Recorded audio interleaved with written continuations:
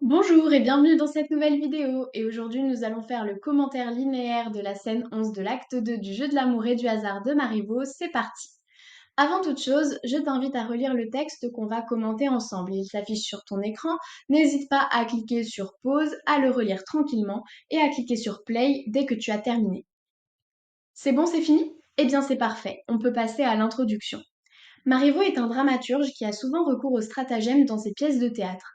Il s'agit pour ses personnages de feindre, de jouer un rôle, pour faire émerger leurs vrais sentiments. C'est une caractéristique que l'on retrouve dans le jeu de l'amour et du hasard, pièce représentée pour la première fois en 1730. En effet, Sylvia et Dorante doivent se marier, mais ils ne se connaissent pas. Ils décident alors d'inverser leur rôle avec leur valet et leur servante, afin d'observer à loisir leur futur conjoint. Mais ils ne savent pas que cette stratégie est aussi adoptée par leur futur partenaire.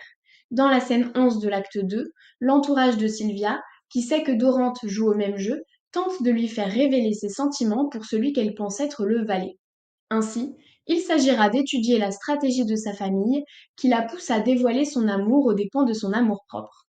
Dans un premier temps, nous étudierons la colère de Sylvia, qui découle des stratégies de son entourage. Puis nous constaterons que ces mensonges trahissent en vérité ses véritables sentiments. La colère de Sylvia est générée par les interactions qu'elle a avec Mario. Mario, son frère, va employer un vocabulaire très péjoratif, volontairement critique, pour créer une réaction outrée chez sa sœur. Je cite, nous avons le terme babillard ainsi que le verbe dégoûter. Sa réplique est notamment ponctuée de phrases très expressives, ce qui montre qu'il joue un rôle, qu'il est faussement choqué. Et Mario va atteindre son but, puisque Sylvia, en effet, réagit de manière passionnée, de manière expressive, hyperbolique, et cela transparaît à travers la ponctuation exclamative ainsi que la didascalie avec feu. Elle est incapable de contrôler ses sentiments, et sa réaction non neutre la trahit. Elle va d'ailleurs faire la critique de son frère, je la cite, que vos discours sont désobligeants, m'a dégoûté de lui, dégoûté. Ici, elle répète le même verbe qu'il emploie afin de marquer la colère qu'elle ressent par rapport à l'emploi de ce mot beaucoup trop fort. Sylvia va d'ailleurs employer de nombreux pronoms à la première personne qui recentrent l'attention sur elle. Elle va également employer le champ lexical de l'étrangéité, des négations restrictives, ainsi que mettre en valeur le paraître. Je cite, j'essuie des expressions bien étranges, je n'entends plus que des choses inouïes, qu'un langage inconcevable. J'ai l'air embarrassé, il y a quelque chose, et puis c'est le galant bourguignon qui m'a dégoûté.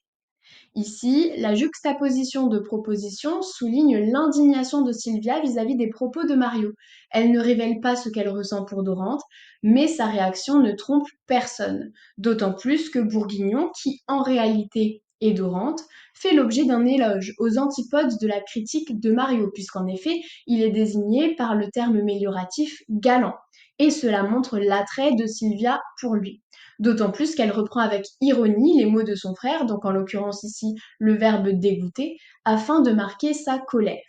Elle va par la suite insister sur l'incommunicabilité fraternelle et se braquer contre son frère. Je cite, c'est tout ce qui vous plaira, mais je n'y entends rien. De la colère de Sylvia va découler une stratégie de la part de son entourage. En effet, cela transparaît notamment à travers la réaction de Mario. Je le cite.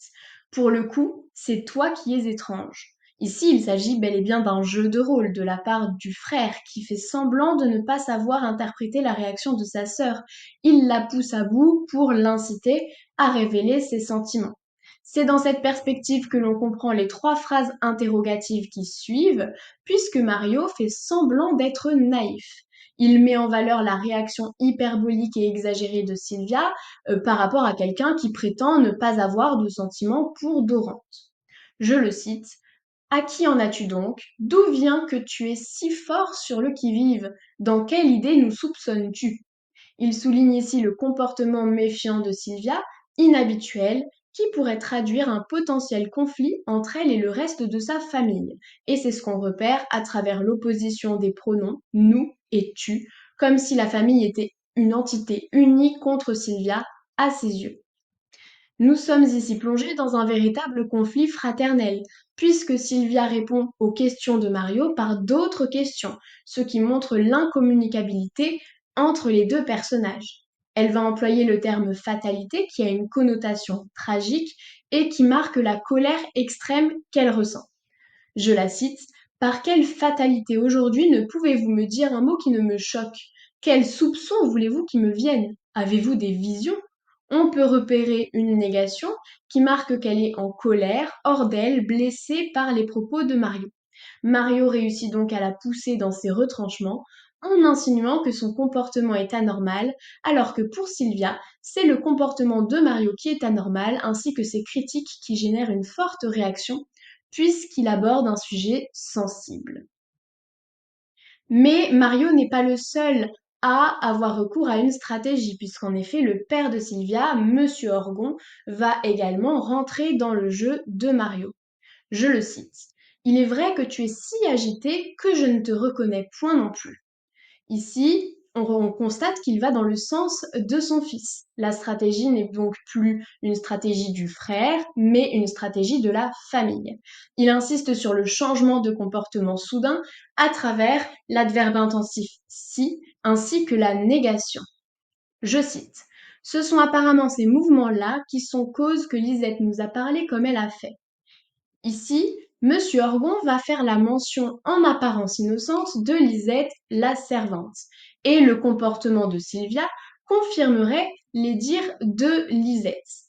Lisette va d'ailleurs, ainsi que Monsieur Orgon également, désigner Dorante à travers une périphrase péjorative, je cite, ce valet. On peut repérer enfin l'emploi du discours direct, je cite: Madame nous a-t-elle dit, l'a défendu contre moi avec tant de colère que j'en suis encore toute surprise.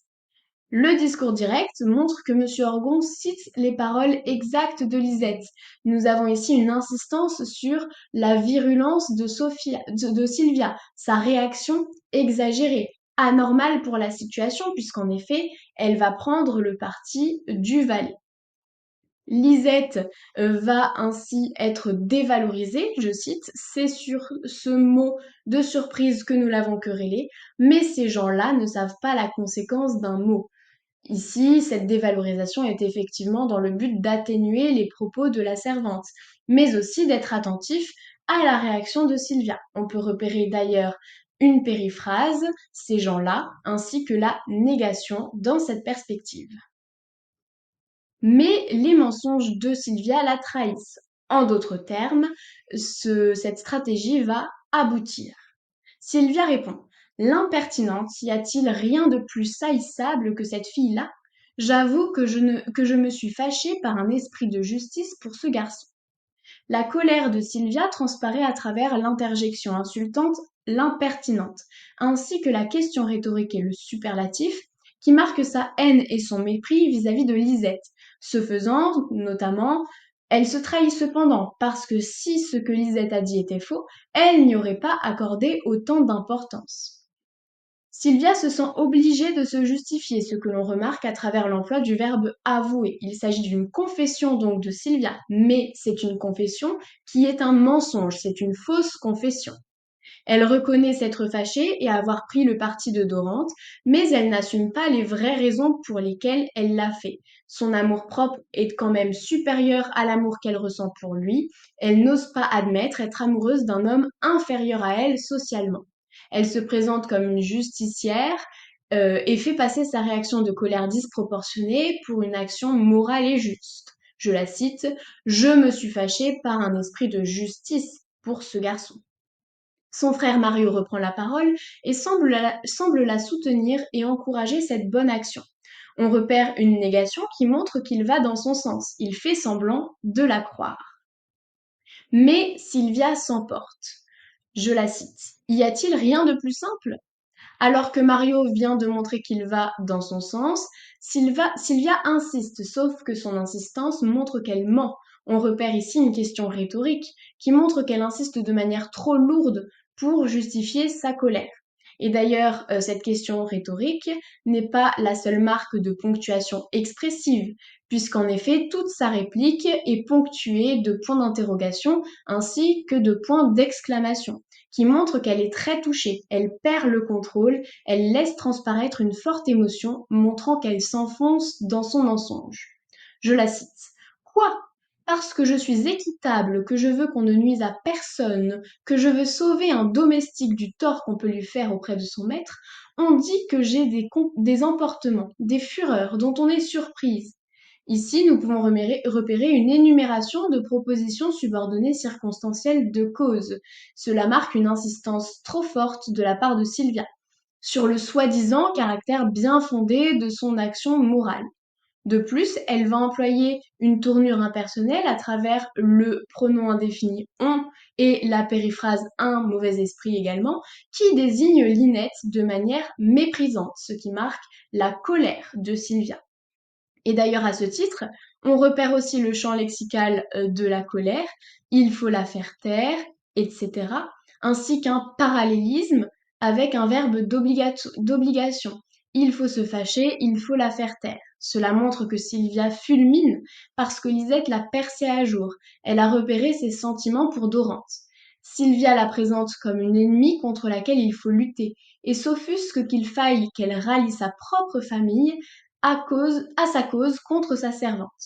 On repère ensuite une abondance de questions courtes qui donnent un rythme saccadé au texte, à la réplique de Sylvia d'ailleurs même, mimétique du trouble du personnage. Elle se place en tant que victime de la situation. Je cite. Mais que fais-je? De quoi m'accuse-t-on? Instruisez-moi, je vous en conjure. Cela est-il sérieux? Me joue-t-on? Se moque-t-on de moi? Je ne suis pas tranquille. Ici, Sylvia donc se place en tant que victime de la situation, mais aussi en tant qu'accusée, comme si sa famille faisait son procès. Et c'est ce qu'on repère à travers le champ lexical de l'accusation, de quoi m'accuse-t-on, ainsi que la supplication je vous en conjure et l'impératif instruisez-moi. Enfin, nous pouvons également repérer le champ lexical des faux-semblants. Cela est-il sérieux? Me joue-t-on? Se moque-t-on de moi? Qui montre que Sylvia accuse les autres de jouer un rôle contre elle. Et elle n'a pas tort, hein, puisqu'effectivement, il joue un rôle. Mais elle aussi, elle joue un rôle en mentant. Et voilà, le cours du jour est terminé. Je te laisse préparer la conclusion de ton côté et je te dis à très bientôt pour une nouvelle vidéo.